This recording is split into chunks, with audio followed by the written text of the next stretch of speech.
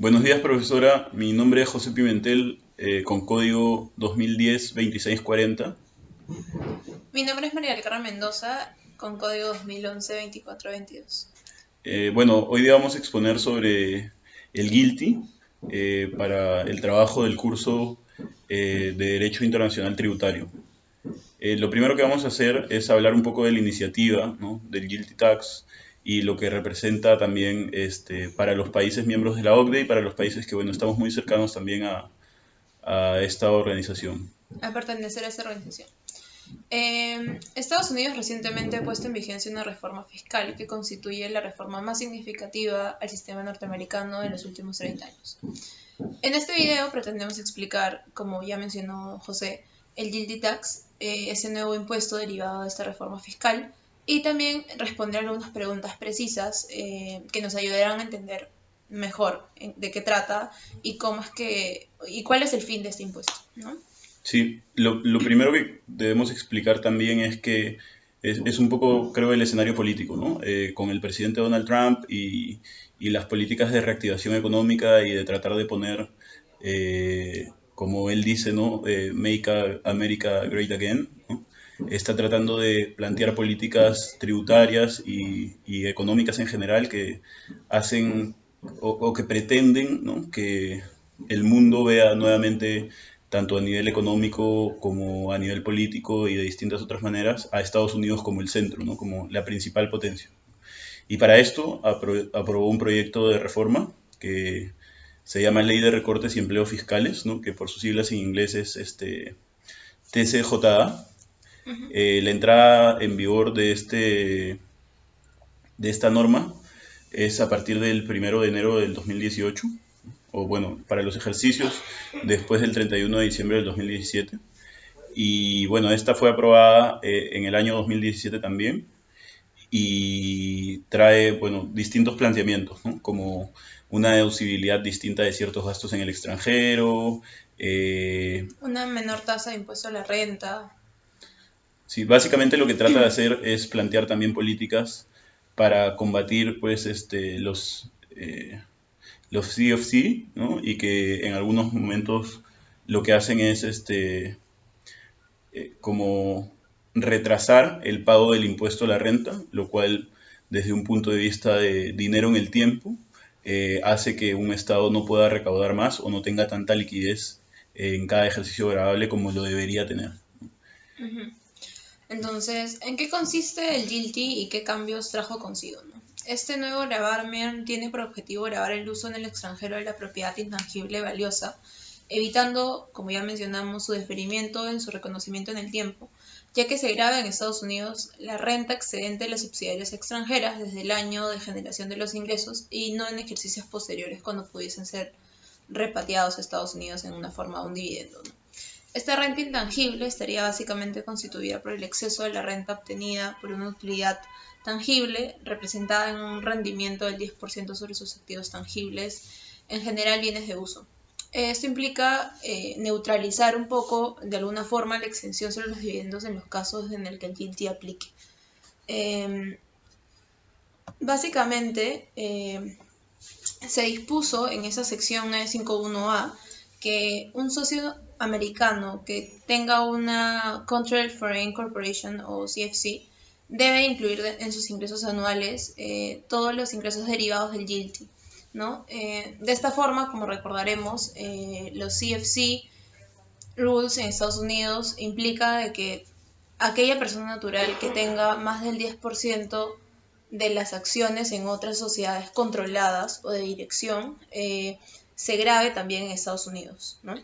Sí, si bien por el nombre también, bueno, también es importante agregar que si bien por el nombre aparentemente solo se hable de intangibles y del gravamen que se podría aplicar hacia activos intangibles, también, bueno, hay gravamen hacia las utilidades que pueden tener las CFC en general, independientemente de si estas provienen de intangibles o no.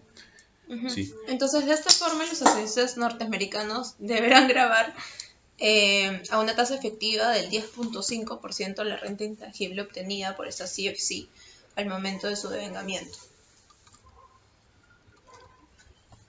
La siguiente pregunta a responder es,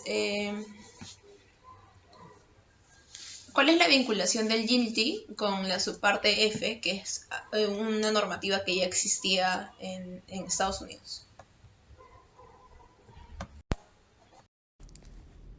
Los accionistas de los Estados Unidos, que poseen el 10% más de una CFC, están sujetas a impuesto bajo este nuevo régimen diseñado para gravar los ingresos globales intangibles preferentes.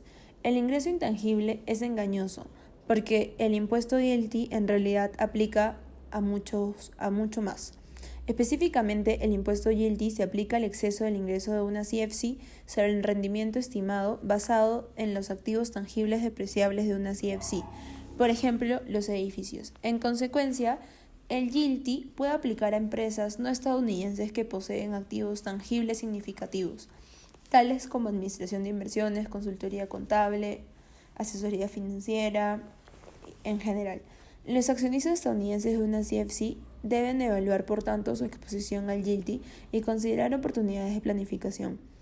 Así también, una persona que se muda a los Estados Unidos debería considerar al GILTI como parte de la planificación previa a la inmigración, siempre que sea propietario de un interés en la corporación que estará sujeta al GILTI. Ahora bien, ¿a quién aplica el GILTI? El impuesto GILTI, conforme a la sección 951A, aplica a los accionistas estadounidenses, empresas y personas de la CFC en impuestos ordinarios sobre la renta. Por consiguiente, los accionistas estadounidenses individuales de la CFC normalmente estarán sujetos a impuestos en corporaciones de GILTI a una tasa del 37%, el nuevo máximo individual del impuesto federal de las ganancias en los Estados Unidos. Las corporaciones estadounidenses que sean accionistas de una CFC están permitidos en conforme a la nueva sección 250 deducir el 50% de la inclusión de este impuesto, lo que resulta, por tanto, en una tasa efectiva impositiva de 10.5 de dicho ingreso. Además, dichos accionistas corporativos tienen permitido reclamar créditos por pago del impuesto en el extranjero por el 80% del impuesto pagado en el exterior por la CFC que sean atribuibles a la inclusión del GILTI correspondiente. Con un 50% de la deducción y créditos por pago de impuestos en el extranjero, si los hay, la incorporación de GILTI de un accionista estadounidense que está sujeto a una tasa de impuesto a las ganancias en el extranjero de por lo menos 13.125 tendrá como resultado que no se deba al impuesto federal de las ganancias de los Estados Unidos.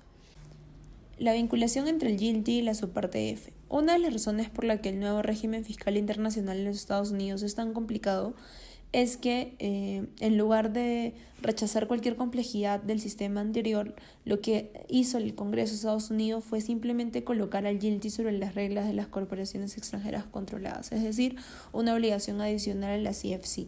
Sin embargo, el GILTI es lo suficientemente diferente de la parte sub F para requerir que los contribuyentes realicen dos series muy distintas de cálculo respecto de su impuesto estadounidense sobre la ganancia de las subsidiarias extranjeras. Una de las diferencias más importantes entre las reglas del GILTI y el CFC es que el ingreso de la subparte F se calcula únicamente sobre la base del CFC por CFC y por separado por cada accionista estadounidense de una CFC, mientras que el GILTI requiere que el cálculo se realice sobre una base neta en el nivel del accionista de los Estados Unidos con los montos incluidos de cada CFC.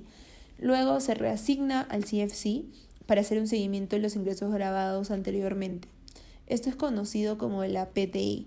Como resultado, las multinacionales de los Estados Unidos deben realizar dos cálculos cada año tributario, un requisito que puede rastrear las numerosas opciones de las políticas y uno de los principales puntos de los detractores de esta nueva norma tributaria. Dentro de los cambios del GILTI, podemos ver que hasta el 31 de diciembre del 2017, el caso más habitual era que la fiscalidad sobre los beneficios no distribuidos obtenidos por empresas extranjeras en manos de personas americanas o todas aquellas personas consideradas residentes fiscales en los Estados Unidos se difería hasta el momento de su distribución. En cambio, a partir del 1 de enero del 2018 se produce un cambio complejo y radica en la forma de fiscalizar los beneficios sin distinguir entre distribuidos o no que obtienen las empresas situadas fuera de Estados Unidos en manos de contribuyentes americanos, siempre y cuando cumplan con los requisitos de accionariado ya establecidos.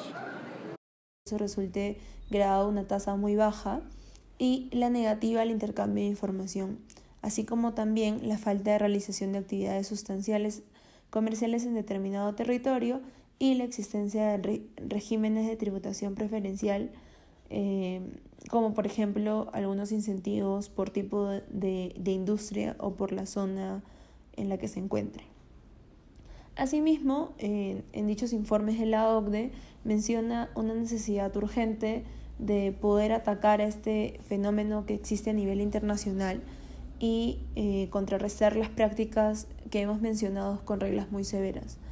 El GILTI podría ser considerado como una medida antielusiva en el sentido de que exige tanto a los residentes estadounidenses como a aquellas personas que residen en Estados Unidos que declaren respecto de todos los intangibles o los beneficios que tengan de una CFC, siendo que finalmente tributen en el territorio americano, ¿no? Sin embargo, es notable que la tasa impositiva por la que se grava estas rentas es muy baja. Como ya hemos mencionado, se estaría aplicando una tasa efectiva de casi 10%. Entonces, una tasa efectiva del 10.5%, ¿no? Y esta renta intangible obtenida por las corporaciones en el exterior al momento de su devengamiento. Cabe señalar que existe una diferenciación entre aquellas medidas que son contra la elusión y contra la evasión, ¿no? Respecto de la evasión, con motivo de las jornadas de derecho latinoamericano de derecho tributario, se señaló que la evasión tributaria se restringe a estas conductas ilícitas adoptadas por el contribuyente para eximirse totalmente o parcialmente del cumplimiento de las obligaciones tributarias. Sin embargo, por otro lado, respecto de la elusión, se define como un comportamiento del obligado en evitar bajo cualquier modalidad el cumplimiento de una obligación tributaria o disminuir la carga tributaria a través de un medio jurídicamente anómalo, ¿no? En este caso, sin violar directamente el mandato de una regla jurídica, pero sí los valores y los principios que existen dentro del sistema tributario, ¿no? Podríamos decir también de que el GILTI se aplica como una medida antielusiva para que efectivamente las rentas que proceden de estas CFC con accionistas considerados americanos para efectos fiscales lleguen a tributar. Sobre el último día dentro de un año tributario en el que la empresa sea considerado una CFC. Esto va a ser relevante en casos como cuando se habla de una venta internacional de una empresa, por ejemplo. Otra cuestión importante es la deducción disponible para los accionistas norteamericanos, que consiste en el 50% del GILTI más impuestos externos brutos que va a ser aplicable hasta el 2025, y a partir del 2026 va a haber una deducción del 37.7% del GILTI más impuestos externos brutos. El efecto de esta deducción es hacer que el mínimo ratio efectivo para el GILTI sea al menos igual al 10.5% hasta el 2025 y será también a partir del 2016 en una ratio del 13.125%. Ahora, también hay un crédito tributario externo que es del 80% y que está potencialmente disponible para los accionistas norteamericanos. Ahora bien, el GILTI se calcula desde el ingreso neto comprobado de la CFC menos el retorno neto considerado tangible de la rentabilidad. El ingreso neto comprobado de la CFC generalmente significa el ingreso bruto de la CFC fuera de el ingreso efectivamente conectado con los Estados Unidos, el ingreso de la subparte F, las cantidades incluidas del ingreso de la subparte F bajo la mayor excepción tributaria, los dividendos recibidos de una persona relacionada y el ingreso por extracción extranjera de gas y petróleo. Menores deducciones, incluyendo impuestos, son apropiadamente asignables a este ingreso neto bajo reglas similares a las de la sección 954B5, que son las reglas de asignación de deducción del FBCI. Ahora bien, el retorno neto considerado tangible de la rentabilidad generalmente es un monto igual a el 10% del agregado de la participación de un accionista norteamericano de la inversión calificada de activos empresariales, que también es conocido como la QBAI por sus siglas en inglés, que generalmente es un promedio trimestral de la base tributaria de la CFC en propiedad tangible depreciable usada en sus negociaciones o negocios sobre la cantidad de gastos por interés tomado en consideración para determinar el ingreso comprobado neto de la CFC del accionista norteamericano. Bueno, con esto finalizaríamos este video y muchas gracias, profesora, por el curso.